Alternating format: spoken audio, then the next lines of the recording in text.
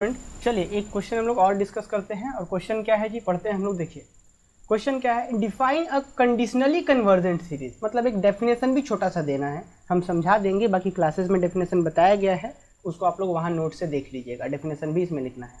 Define a conditionally convergent series, मतलब conditionally convergent series क्या होता है उसे डिफाइन करना है। और क्या प्रूव करना है, and prove that the series this, कि ये सीरीज जो है इस कंडीशनल कन्वर्जेंट, कि ये सीरीज जो है वो कंडीशनल कन्वर्जेंट है, उसे प्रूव भी करना है। तो थोड़ा सा स्टूडेंट हम आपको बताएं कंडीशनल कन्वर्जेंट सीरीज क्या होता है।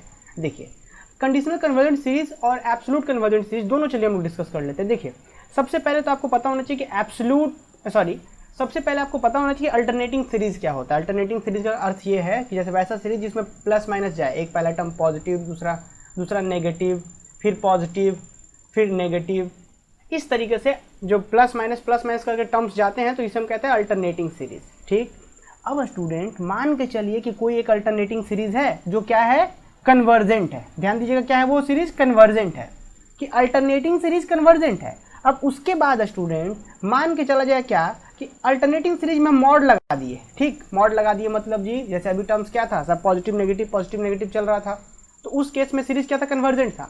और मॉड लगने के बाद जो सीरीज बना, अगर वो भी सीरीज कन्वर्जेंट है तो इस वाले सीरीज को बोलेंगे क्या, कि ये जो सीरीज है ना खुद तो कन्वर्जेंट है ही, एब्सोल्यूट लगने के बाद कन्वर्जेंट हुआ ना, तो इसको बोलेंगे क्या, एब्सोल्यूट कन्वर्जेंट। क्या बोलेंगे इसको, एब्सोल्यूट कन्वर्जेंट। फिर से सुनिए, सीरीज कन्वर्जेंट है, ठीक है, मॉड लगने के बाद भी कन्वर्जेंट होता है, मतलब एब्सोल्यूट वैल्यू आने के बाद भी कन्वर्जेंट होता है, तो इसको बोलेंगे एब्सोल्यूट कन्वर्जेंट है। और अगर ऐसे कन्वर्जेंट है, मतलब बिना मॉड के कन्वर्जेंट है, और मॉड लगने के बाद कन्वर्जेंट नहीं हो, डाइवर्जेंट हो जाए, मतलब कन्वर्जेंट नहीं हो, तब उस केस में बोलेंगे कि सर ये तो कन्वर्जेंट है पर कंडीशन के साथ कि मॉड लगेगा तो कन्वर्जेंट नहीं हो रहा है, तो इसको बोलते हैं कंडीशनली कन्वर्जेंट। कंडीशनली कन्वर्जेंट मतलब होता है कि सीरीज कन्वर्जेंट है, मॉड लगने के बाद कन्वर्जेंट ना हो, इसको बोलते हैं कंडीशनली कन्वर्जेंट। एब्सोल्यूट कन्वर्जेंट समझ गए होंगे, कंडीशनल भी समझ गए होंगे, बाकी इसका डेफिनेशन आप लोग देख सकते हैं नोट से। तो इस क्वेश्चन में जो पहला पार्ट था कि डिफाइन कंडीशनली कन्वर्जेंट सीरीज, तो हम क्या लिखेंगे कि चलिए मान लेंगे कि लेट कोई एक अल्टरनेटिंग सीरीज है जो खुद कन्वर्जेंट है, then the given series is said to be conditionally convergent if इसका जो मॉडुलस है जो सीरीज बनेगा इज नॉट कन्वर्जेंट।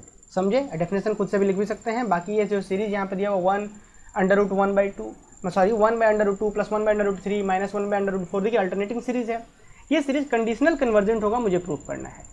अब स्टूडेंट यहाँ पे आइए, कंडीशनल कन्वर्जेंट पे हम बात कर लें, उससे पहले हम आपको थोड़ा सा बता देते हैं एक लेबनिज टेस्ट। भाई कोई भी अल्टरनेटिंग सीरीज जो होता है ना, जो UN, जो कोई एक अल्टरनेटिंग सीरीज जिसमें प्लस माइनस एंड ये सीरीज है, तो इसके कन्वर्जेंस को टेस्ट करने के लिए एक थ्योरम्स होता है, एक टेस्ट होता है लेबनिज टेस्ट। लेबनिज टेस्ट, ये लेबनिज टेस्ट क्या कहता है स्टूडेंट, तो लेबनिज टेस्ट कहता है कि इसमें से जो प्लस माइनस चल रहा था ना, उसका सिर्फ एनवा टर्म निकालिए विदाउट साइन का, या फिर बोल सकते हैं कि मॉड करके निकाल लीजिए, जनरल टर्म निकालना है मुझे सिर्फ। समझे, साइन को ध्यान नहीं रखना है, सिर्फ पॉजिटिव चाहिए मुझे, इसलिए मॉड करके निकाल सकते हैं। जैसे मान लीजिए जो भी है, जैसे यहाँ पे सीरीज क्या था, 1/√2 था, पहले 1 था, फिर -1/√2, फिर +1/√3, फिर -1/√4, तो इसको नोटिस करिए। तो कुछ ऐसा है क्या, ये 1/1 -1/2 का पावर 1/2, 1/√2 मतलब 2 का पावर 1/2, प्लस 1/3 का पावर 1/2, फिर -1/4 का पावर 1/2, इस तरीके से जाते जाएंगे तो क्या होगा, एक जगह जनरल टर्म होगा और उसके बाद वहाँ पे होगा प्लस माइनस साइन डिपेंड करके n का पावर 1/2, इस तरीके से जाएगा जनरल टर्म, क्योंकि हर बार क्या हो रहा है 1/2 इस तरीके से चल रहा है। आगे बढ़ते हैं, तो ये लेबनिज टेस्ट कहता क्या है, लेबनिज टेस्ट कहता है कि कोई भी अल्टरनेटिंग सीरीज कन्वर्जेंट होगा कब, जब वो दो बात मान जाए। दो बात कौन कौन बात माने, पहला बात ये कि जो nवा टर्म है वो ग्रेटर हो n+1वें टर्म से, फॉर ऑल n, मतलब जी कि nवा टर्म जो हो n+1वें टर्म से, बाद वाले टर्म से बड़ा हो। ध्यान रहे सिर्फ टर्म्स लेते हैं, साइन नहीं लेते हैं उसका, मतलब जो भी लेंगे मॉड करके लेंगे, ठीक। और दूसरा बात क्या, कि उस nवें टर्म्स पे अगर लिमिट लगाएं n → ∞, और ये nवें टर्म पे लिमिट लगा वो 0 आ जाए, अगर ये दो बात मान जाता है कोई अल्टरनेटिंग सीरीज, तो वो सीरीज लेबनिज टेस्ट से क्या हो जाएगा, कन्वर्जेंट हो जाएगा। बात समझे, फिर से सुनिए, कोई अल्टरनेटिंग सीरीज अगर आपके पास दिया हुआ है, अगर वो अल्टरनेटिंग सीरीज ये दो बात मान जाए, ये वाला और ये वाला, तो फिर हम कह पाएंगे क्या, कि वो सीरीज कन्वर्जेंट हो गया। बात समझे, ठीक। तो वही काम यहाँ पे किया गया। क्यों हम करना चाह रहे हैं? क्योंकि मुझे क्वेश्चन में बोला गया था कंडीशनल कन्वर्जेंट दिखाने के लिए। तो कंडीशनल कन्वर्जेंट दिखाने के लिए तो सबसे पहले बात तो मुझे दिखाना ना पड़ेगा कि सीरीज कन्वर्जेंट है, और मॉड लगाएंगे तो कन्वर्जेंट नहीं होगा, इसीलिए हम यहाँ पे लेके चल रहे हैं। देखिए, तो सबसे पहले क्या हमने कहा कि यहाँ पे जो था 1 - 1/√2 1/√3 1/√4, सिर्फ मुझे जनरल टर्म चाहिए। तो जनरल टर्म क्या आएगा? 1/√n, क्योंकि मुझे तो सिर्फ पॉजिटिव में चाहिए, तो इसीलिए यहाँ पे लिखा गया here mod UN। Mod UN बोलिए या फिर सिंपली आप UN निकालिए, क्योंकि मुझे सिर्फ साइन वाला नहीं चाहिए, सिर्फ मुझे टर्म चाहिए। तो जनरल टर्म क्या गया? UN आ गया 1/√n।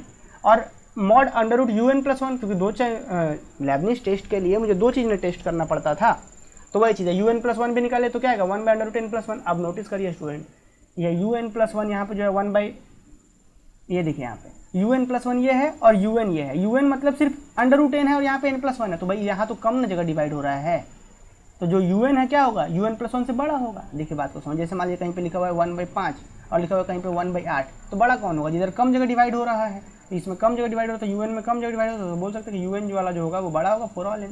तो पहला बात तो मान गया कि हाँ जी n वाला n+1 वाले टर्म से बड़ा होता है। और दूसरा, आप लिमिट लगा दिए इसे n टेंड्स टू इन्फिनिटी, जैसे इन्फिनिटी लगाएंगे इस n वाले पर तो 1/∞ मतलब 0, तो फाइनली 0। तो लेबनिज टेस्ट का दोनों प्रॉपर्टी तो मान गया, ये आपका अल्टरनेटिंग सीरीज मान गया ना जी। इनवा टर्म n+1 से बड़ा है, n पे लिमिट लगा तो 0 आ रहा है, यहाँ पे देख लीजिए। तो क्या बोल सकते हैं कि thus the given series is alternating series। अच्छा, hence by Leibniz test the given series summation UN is convergent। कहाँ से कन्वर्जेंट हुआ? क्योंकि ये दोनों बात मान रहा था लेबनिज टेस्ट का, इसलिए गिवन सीरीज कन्वर्जेंट हो गया जी। अब बात तो आ गया, कन्वर्जेंट तो हो गया, अब मुझे क्या चेक करना था? एब्सोल्युटली कन्वर्जेंट के लिए क्या करना होगा? मॉड लगाना पड़ेगा मुझे, सीरीज में मॉड लगाना पड़ेगा। तो जैसे सीरीज में मॉड लगाएंगे तो क्या होगा? 1, देखिए सीरीज में जैसे मॉड लगाएंगे क्या होगा? 1/√2 प्लस 1/√3 प्लस, सब जगह प्लस हो जाए क्योंकि मॉड लग गया है हर टर्म्स पे। तो जैसे ही मॉड लग गया है स्टूडेंट, तो आप एक बात बताइए, क्या इसी सीरीज को हम जनरल रूप में ऐसे लिख सकते हैं? Sigma 1/n⁴1/2। आप चेक कर लीजिए, 1 रखिए ना यहाँ पे, ये आ जाएगा। 2 रखिए यहाँ पे n⁴2 तो 1/√2 आ जाएगा। 3 रखिए ये आ जाएगा। 4 रखिए ये आ जाएगा। तो इसी सीरीज को जो दिख रहा है उसको ऐसे लिख सकते हैं कि नहीं लिख सकते हैं? बिल्कुल लिख सकते हैं। और आपको एक चीज़ याद होगा, ये वाला पॉजिटिव टर्म सीरीज हमने पढ़ा था कि 1/n जो p होता है, यहाँ का p अगर p 1 से बड़ा हुआ तो कन्वर्जेंट, और अगर p <= 1 हुआ, मतलब 1 से छोटा हुआ, तो फिर ये डाइवर्जेंट होता है। तो यहाँ पे अगर 1/2 है मतलब क्या है? 1 से छोटा है, मतलब सीरीज डाइवर्जेंट है। तो मतलब ये क्या है कि दिस विच इज डाइवर्जेंट। तो भाई जैसे ही मॉड लगा दिए तब तो डाइवर्जेंट हो गया। और अभी तुरंत ना मैंने बताया था कि अल्टरनेटिंग सीरीज में मान लीजिए सीरीज कन्वर्जेंट है और मॉड लगने के बाद अगर डाइवर्जेंट आ जा रहा है तो क्या बोलेंगे कि भाई कंडीशनली कन्वर्जेंट हो गया। तो वही चीज़ हमने देखा कि भाई सीरीज कन्वर्जेंट है लेबनिज टेस्ट से, मॉड लगने के बाद जो बना वो डाइवर्जेंट होगा। तो क्या बोल सकते हैं कि since summation UN convergent but summation mod UN diverges, therefore the given series is conditionally convergent. मुझे लग रहा है कि आप सबको समझ पा रहे होंगे, कंडीशनल कन्वर्जेंट का कॉन्सेप्ट भी क्लियर हो गया होगा, एब्सोल्यूट कन्वर्जेंट का भी कॉन्सेप्ट क्लियर हुआ होगा। बाकी अगर फिर भी कहीं पे भी डाउट्स है तो आप कमेंट करके पूछ सकते हैं बच्चों। बाकी हम लोग मिलते हैं अगले किसी क्वेश्चन के साथ। हाँ, एक चीज़ और आप सबको बता दें कि आप अपने अगले सेमेस्टर के बेहतर तैयारी के लिए हमारे साथ जुड़ सकते हैं। एक ऑफलाइन से बहुत बेहतर क्लासेस है ना, ये क्लासेस एकदम कम्प्लीटली आपके हिसाब से, आप जब फ्री है रिकॉर्डेड लेक्चर्स देख सकते हैं, लाइव लेक्चर्स देख सकते हैं, डाउट पूछ सकते हैं, बहुत सारी चीज़ें रिपीट करके लेक्चर्स को देख सकते हैं। तो एक ऑफलाइन क्लास से बहुत बेहतर मिलने जा रहा है आपको। आप हमारा एप्लीकेशन इंस्टॉल कर लीजिए, धनबाद मैथ्स अकेडमी। बाकी